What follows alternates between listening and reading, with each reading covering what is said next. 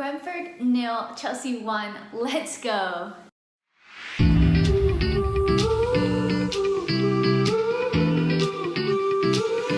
Hey guys, welcome back to another match review. This is Brentford 0, Chelsea 1.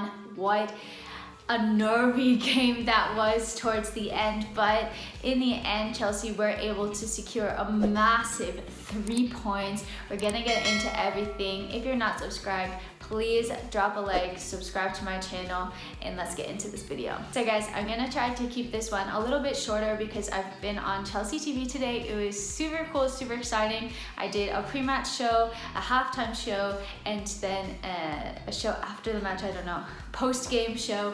That's the word, my brain is absolute mush right now. So I'm feeling quite tired, but I still wanted to put out a video for you guys. So looking at this match, let's take a look at that starting 11, and it was quite surprising to see that Reece James wasn't starting for me. I wasn't sure if there was maybe some injury concern there, but Malang Sarr came into the starting 11, and we saw a back five of Aspi, Chalobah, Christensen, Sarr, and Chilwell was back in the mix as well. And something that I thought was really interesting was that Ruben Loftus-Cheek was playing behind N'Golo Kante and Mateo Kovacic instead of playing in front of them.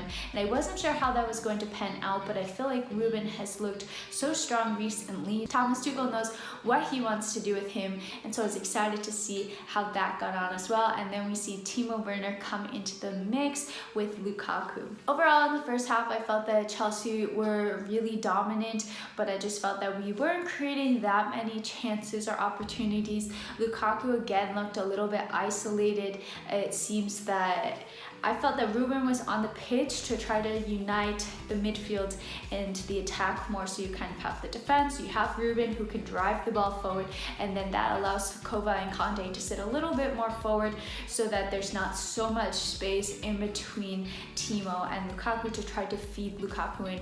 But Brentford had really tight lines to their advantage. They had a lot of men behind the ball. They were also tracking Chelsea players really well, so it was incredibly difficult to get any sort of space or time on the ball, and I thought that they did a really good job in the first half. We did score courtesy of an absolute screamer from Chilwell. I posted a picture on Twitter of my reaction, like my jaw literally hit the ground when he scored that goal. It was absolutely insane, and Chelsea go 1-0 up. I think that was our only shot on target the entire match, but Chile only needed the one shot. He just has that volley technique. Absolutely nailed it. Come the second half, I thought that Chelsea actually played well at the beginning, but then as the game wore on, it seemed that Brentford were just absolutely relentless. They had so many shots and shots on target. It was just wave after wave after wave of Brentford attack. A massive credit to them. They are a really strong side. They beat Arsenal, they beat West Ham, they kept Liverpool to a draw. So this was not an easy team to play, especially away. Their supporters are just absolutely incredible. So it was so impressive that Chelsea were able to hold on. Honestly, I did feel that Brentford got a bit unlucky. How do you say?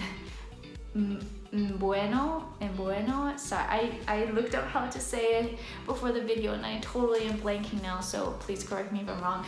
But he had 2 shots off of the post, so that was really unlucky. But Chelsea were a rock in defense, but especially Edouard Mendy. I mean, the guy was incredible. Nothing was getting past him, and they had shot after shot, and I thought surely this is going to be a goal, and he somehow saves it with a fingertip, and it was just so incredibly impressive. It made me wonder how this man is not nominated for the Ballon d'Or, because he was absolutely insane, and not just today but throughout the season he's been saving Chelsea, and he put in a man of the match performance today.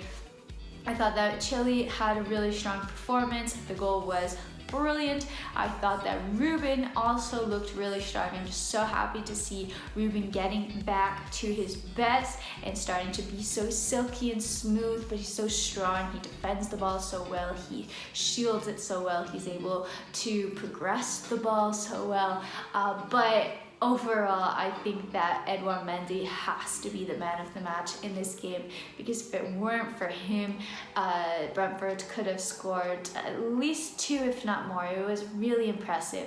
So Chelsea walk away with all 3 points, go top of the table. These are massive 3 points, especially considering the likes of our competition have dropped points against this Brentford side. And you know what? It wasn't a pretty game, but it's the sort of game that Chelsea need to win, that even if you're not playing well, you're not creating a lot, you still manage to scrape out a win, because that's what champions do. Like many have said, attack wins you games, defense wins you titles, and I feel like we saw that today. So hopefully Chelsea can use this game, this win, to go into the Malmo game positively, and Chelsea have really a favorable run of fixtures in the Premier League coming up, so I think that we should be able to go on a bit of a winning run, hopefully, which is something that I think we need to do in order to compete for the Premier League title. So very, very positive, even though it wasn't the best performance.